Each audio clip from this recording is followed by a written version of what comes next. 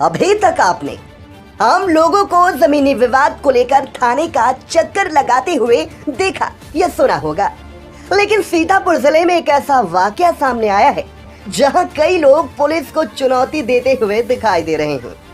भूमाफियाओं के हौसले इतने बुलंद हैं कि अब भूमाफियाओं की नजर थाने की जमीन पर पड़ गई है, जहां थाने की ही भूमि पर अतिक्रमण का कब्जा करने का मामला सामने आया है। दरअसल सकरन थाने की जमीन पर दबंगों द्वारा कब्जा कर लिया गया।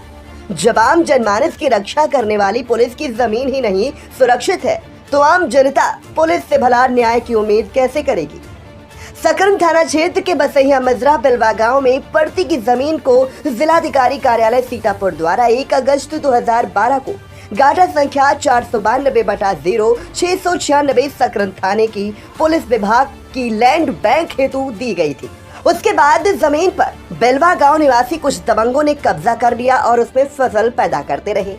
तब वर्ष 2018 में सीतापुर के तत्कालीन पुलिस अधीक्षक प्रभाकर चौधरी के निर्देश पर सकरन के तत्कालीन प्रभारी निरीक्षक नोवेंद्र सिंह सिरोही ने थाने की जमीन को दबंगों के कब्जे से मुक्त कराकर जमीन के चारों ओर तार लगवाया था और ये जमीन थाना सकरन की है ऐसा बोर्ड लगाकर उस पर थाने का COG नंबर भी लिखवा दिया था।